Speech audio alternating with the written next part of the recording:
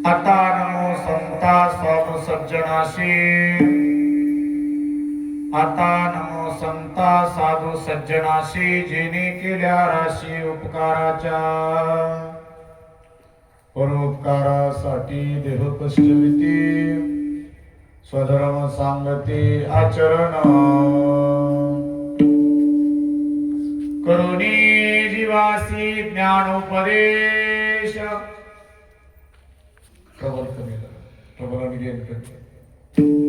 करुणी जीवासी ज्ञानोपदेश, सांगती जगास मूळबीज, परोपकारासाठी देह कष्टविती स्वधर्म सांगती आचरण, म्हणून प्रसाद सांगे कळवळुनी, लागावे चरणी संताचिया, परोपकारासाठी देह कष्टविती स्वधर्म सांगती आचरण, नमो आत्रिसुता नमो जी दयाळा, नमो विश्वरूपा नमो जे कृपाळा, रिद्धी सिद्धी दाता करी पूर्ण आशा, नमस्कार दिगंबरा दत्तधीशा, नमन माझे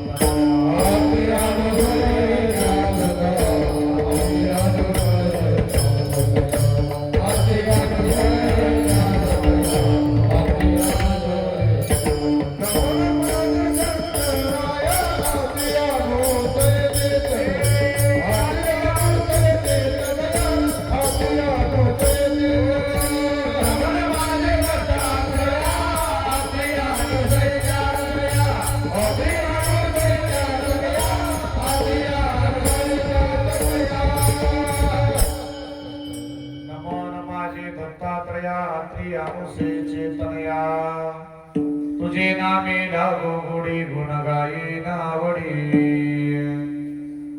डोळा दिसो तुझे रूप अवतार ज्ञानदीप, तुझे नामे लागो गोडी गुण गाई नावडी, ब्रह्मानंदम परमसुखदम केवलं ज्ञानमूर्तिं, द्वन्द्वातीतं गगनसदृशं तत्त्वमस्यादिलक्षणम्,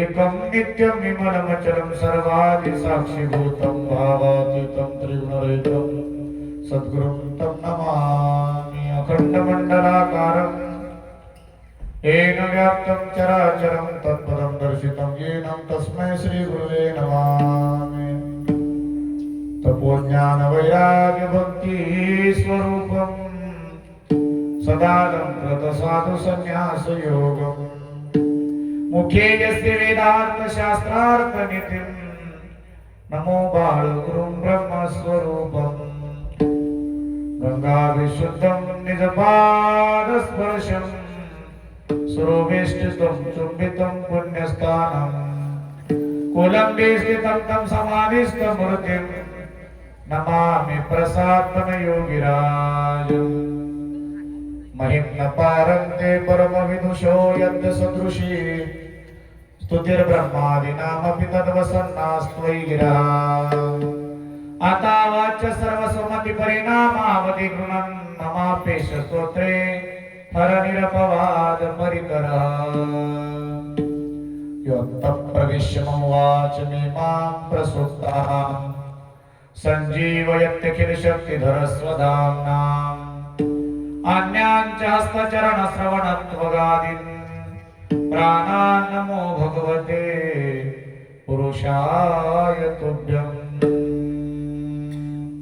घ्यावी घ्यावी माझी सेवा दीना दुर्बळाची देवा दीना दुर्बळाची देवा दीना दुर्बळाची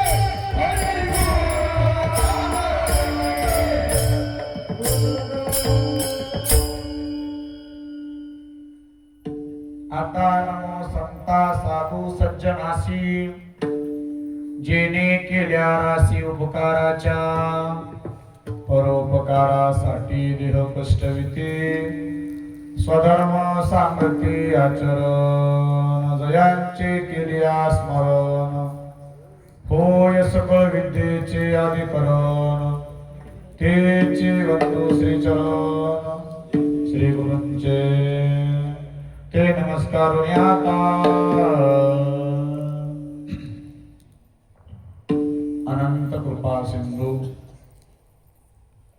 अनंत कोटी ब्रह्मांड नायक अकरम करुणा वरुणालय भक्तवांच्या कल्पतरू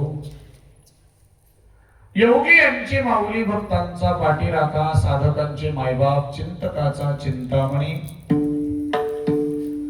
निरालंब सृष्टीचे रहिवासी आमुसयेचा तनय श्रीमद जगद्गुरु भगवान दत्तात्रय परमात्म्याच्या चरणावर आदरपूर्वक समर्पित करण्याकरता निवडलेला घेतलेला गायलेला प्रस्तुत अभंग परम पूज्य प्रातस्मरणीय गुरुनाम गुरु सद्गुरु श्री कैवल्यवासी श्री 108 महंत डॉक्टर प्रसादपंत महाराज यांचा उत्कृष्ट असा संतांचं महात्म्य वर्णन करणारा आणि संतांनी केलेल्या जीवनातला उपकार जगाच्या कल्याणाकरता उत्तीर्ण होणारा हा अभंग आहे. अभंगाच्या माध्यमातून पूज्यनीय महाराज असं सांगतात, आता संतांना नमन करायचंय. ते कशा करता? त्यांनी उपकाराची रास आपल्या करता केलेली आहे. नुसता उपकार केला नाही जगाला सांगणारा, तर ते परोपकारही करतात, परोपकारच करतात. देहाला कष्ट होतात आणि जगाला स्वतः जे आचरण करतात ते सांगतात आणि जगाला ज्ञानाचा उपदेश करतात. सांगती जगास मूळ बीज आणि मूळ बीजाचं प्रतिपादन संत मंडळी जगाला करतात. म्हणून सद्गुरु श्री पूज्यनीय प्रसादपंत महाराज म्हणतात, मी त्याला शरण आहे आणि अशा संताच्या चरणी आदराने लागावं, अशा संताच्या चरणावर शरणार्थी भाव ठेवावा. असं जर आपण करू तर आपल्या जीवनाची आध्यात्मिक उन्नती आणि इति कर्तव्यता होण्याकरता फार वेळ लागणार नाही. असा अभंगाचा भावार्थ सरळपणे त्या ठिकाणी सांगण्यात येतो. दत्ता प्रभू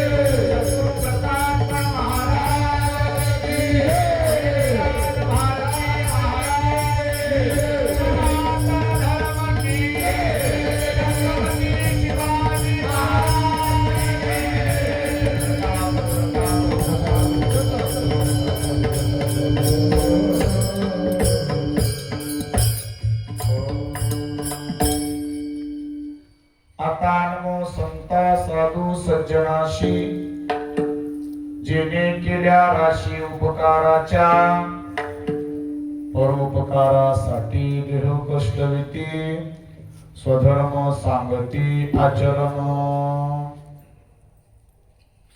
प्रस्तुत सेवेकडे वळण्यापूर्वी अल्पसा प्रहार चालत असलेला हा सालाबाल प्रमाणे चिरंतन कालापासून चालणारा हा भगवान मोक्षदायक दत्तप्रभूच्या असीम कृपा आशीर्वादाने दत्तप्रगटोत्सव सोहळ्याच्या निमित्ताने चालणारा हा सप्तदिनी कीर्तन महोत्सव, कथा, महापूजा, पारायण, अन्नदान आणि या कार्यक्रमाची सांगता दत्तप्रगटोत्सवातून होते. असा भव्य स्वरूपाचा गोड असणारा गोदावरीच्या तीरावर मोठ्या ऐटी मध्ये उभा राहिलेला हे संस्थान मोहनपुरा संस्थान आणि या मोहनपुरा संस्थानाचे अधिपती मालक दत्तभक्ती परायण श्री श्री श्री 1008 महंत परमपूज्य राम भारतीजी महाराज यांच्या पावन अनुकंपेतून त्यांच्या मुख्य अध्यक्षतेखाली चालणारा हा कार्यक्रमाकरता उपस्थित गायनाचार्य मंडळी, मृदंगाचार्य, टाळकरी, माळकरी, विनेकरी, चोपदार, समस्त श्रोते सज्जन मायबाप, माता माऊली, ज्येष्ठ श्रेष्ठ मंडळी सर्वांना आदराने प्रणिपात करून मी माझ्या सेवेकडे वळतो. दत्ता प्रभू दत्ता प्रभू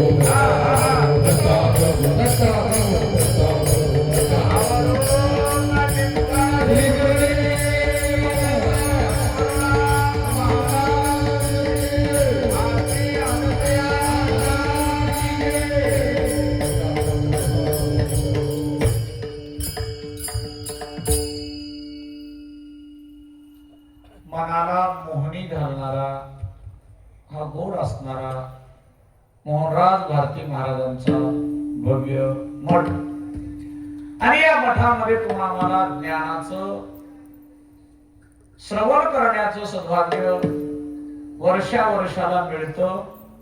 याला कारण आहे पूज्यनीय महाराजांचा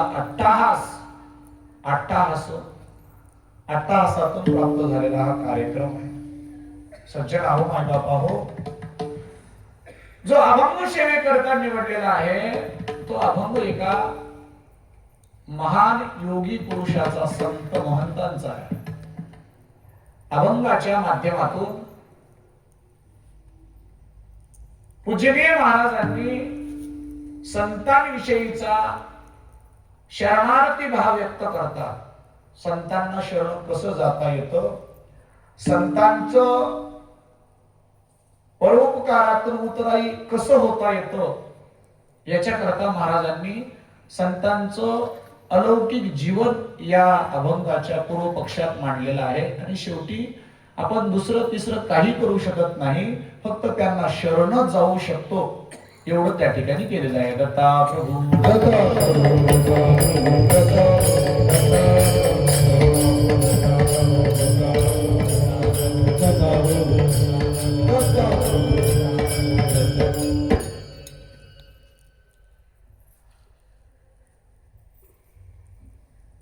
संत जीवन म्हटलं की त्याग दिसतोच. ज्यांच्या जीवनामध्ये त्याग असतो त्या त्यागाला वैराग्याचं त्या ठिकाणी भिजवून राहतं. आणि वैराग्याच्या ओलाव्याने तिथं धगधगत तेज राहतं. आणि त्या तेजातून निघणाऱ्या प्रखर ज्वालेला बोध म्हणतात. आणि तो बोध तुमच्या जीवनामध्ये ठसावा याच्याकरता हा अग्निकुंड आहे. सद्गुरु बोध हृदयी ठसला, ज्ञान दीप उजळला, तेने पूर्ण दृश्य झाला सद्गुरु स्वामी शिष्याशी. अग्नी काय करते, सर्व नाश करून टाकून देते. सर्व. अग्नी कधी ऑप्शन ठेवत नाही, अपवाद ठेवत नाही. तसं नावाची अग्नी अशी आहे, त्रितापाचं, पापाचं, भवबंधनाचं मोचन करते. आणि त्या अग्नीमध्ये विशेषपणे जे आहे त्याला नाम म्हणतात. आणि या नाममंत्रानं, नाममंत्र जप कोटी जाईल पाप. पाप किती जाईल गणित नाही त्याचं. जेवढं पाप एखादा पापी माणूस आपल्या जीवनात करू शकत नाही तेवढं पाप एक मुहूर्त जपता नाम सुगंधा मोक्षधाम. एका मुहूर्तामध्ये जर ते नाम जपलं, आता तो मुहूर्त दैववश आपल्याला प्राप्त होतो. मग तो मुहूर्त लाभावा म्हणून जीवनभर नाम घ्यावं लागतं. तुम्हाला माहिती आहे का, एक सांगतो. शिंपल्यामध्ये मोती तयार होतात, पण ते मोती तयार होण्यामध्ये एक विशेष गोष्ट आहे, गुणधर्म आहे. स्वाती नक्षत्राच्या कालावधीमध्ये शिंपल्यामध्ये जर मेघराजाने वर्षाव करावा आणि तो मेघराजाने वर्षाव केलेला पाण्याचा थेंब स्वाती नक्षत्रात शिंपल्यात पडला तर त्या थेंबाचं काय होतं, मोती होतो. तेच पाणी इतरत्र जागी पडलं तर त्याचं काही होत नाही. या गोष्टीतून आपल्याला असा बोध होतो, मोती करण्यासाठी शिंपला आवश्यक आहे, मोती होण्यासाठी मुहूर्त आवश्यक आहे, आणि मोती होण्यासाठी थेंब रूपी साधना आवश्यक आहे. आणि तो ठरवून नाही होत, दैववश प्राप्त होतो, दैवाने मिळतं. आणि ते मिळालेलं, दैवानं मिळालेला मुहूर्त आपल्या जीवनामध्ये जर घेतला तर काय उणे त्या मंदिरा, तिथं काही कमी नसणार आहे. याच्याकरता मायबापा हो, सज्जना हो, तुमच्या आमच्या जीवनामध्ये या शरीराला शिंपलं करावं लागणार आहे. ज्या दिवशी या शरीराचं शिंपलं कराल तेव्हा स्वाती नक्षत्र येणार आहे आणि त्यामध्ये सद्गुरुरूपी बोधाचा पाऊस जर पडला नक्की भाग्याचा उदय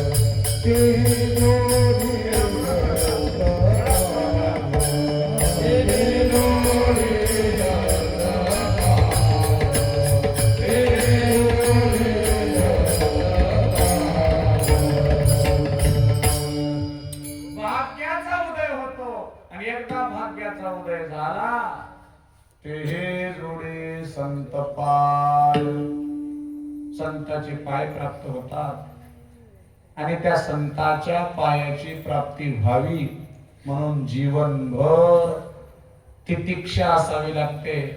पायाचा आठव भावाची दिली पायाचा आठव भावाची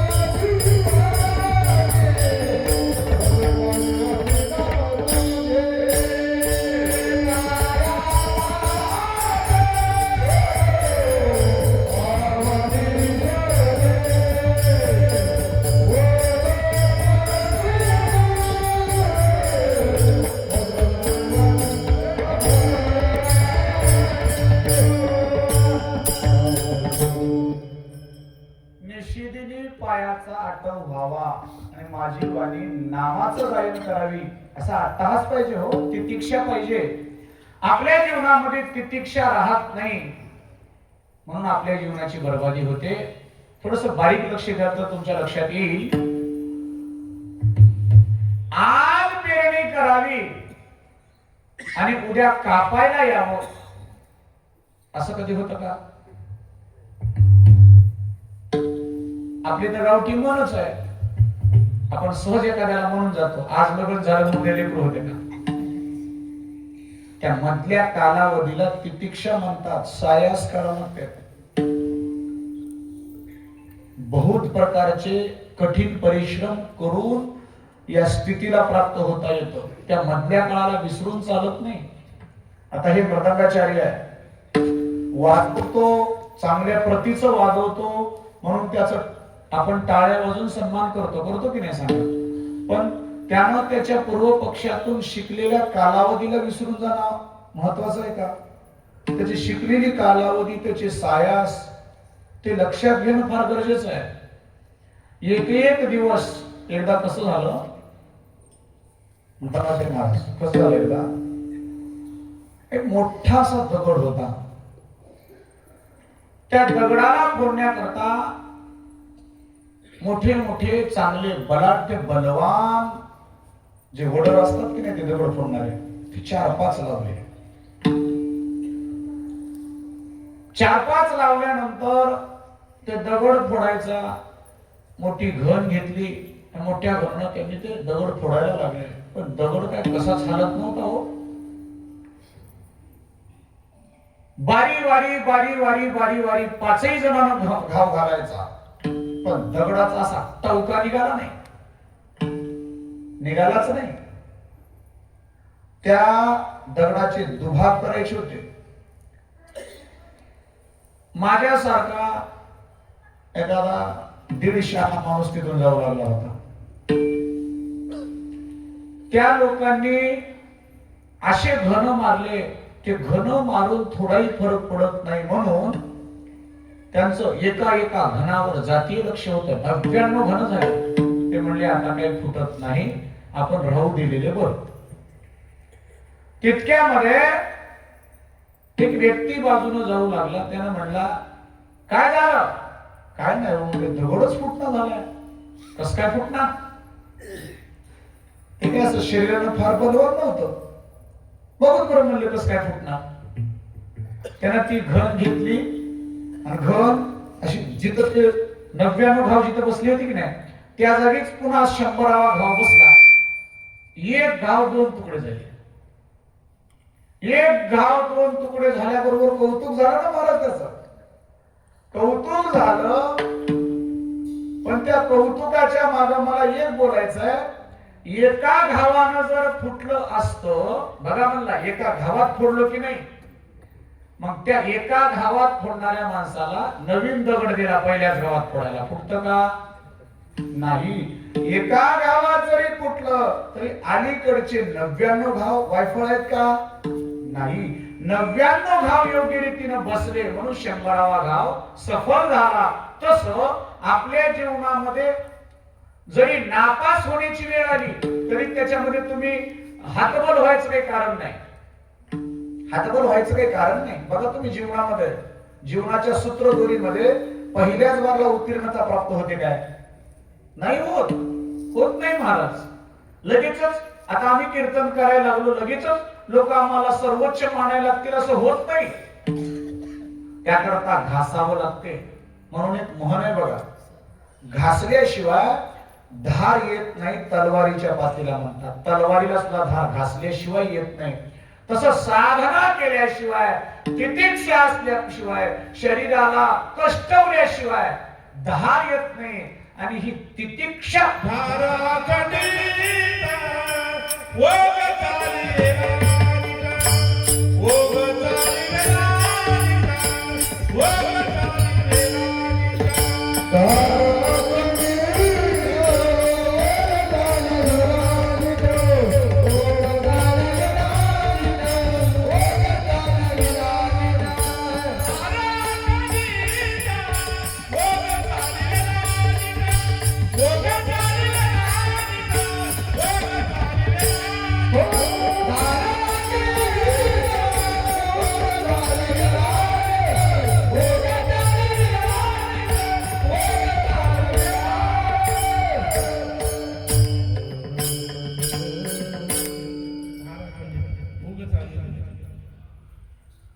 अखंडित धार असावी लागते. मला एक मुद्दा सांगायचा आहे, लक्ष द्या. जीवनामधलं कष्ट, जीवनातले सायास आपल्या उत्तीर्णतेला कारणीभूत ठरतात, हे लक्षात घेणं अत्यंत गरजेचं आहे. पण आपण अपकारी लोक आहोत. उत्तीर्ण होईपर्यंतचा कालावधी विसरून जातो. तिथून लोक आपला सत्कार करायला आले, त्या लोकांच्या आपण ध्यान ठेवतो. पण सत्काराला पात्र करणारे माणसं कुठं लपतात कळत नाही. एखादा व्यक्ती आहे जीवनामध्ये त्यानं खस्ता खाऊन आपल्या मुलाला मोठं केलं, पण ऐन टाइमला स्टेजवर हार घालायला दुसरेच राहतात. हा, पण तुम्हाला एक सांगतो, जीवनामध्ये ज्याच्या कष्ट नाही त्याच्या जीवनाला काही अर्थच नाही महाराज. कष्ट नाही ते जीवन व्यर्थ आहे. कष्टाशिवाय सगळं मिळावं म्हणणाऱ्यांना लोकांनी हे लक्षात घेणं गरजेचं आहे. ज्याला कष्ट करावं वाटत नाही त्याचं जीवन भ्रष्ट आहे. दत्ता प्रभू, दत्ता प्रभू, दत्ता प्रभू, दत्ता प्रभू, दत्ता प्रभू.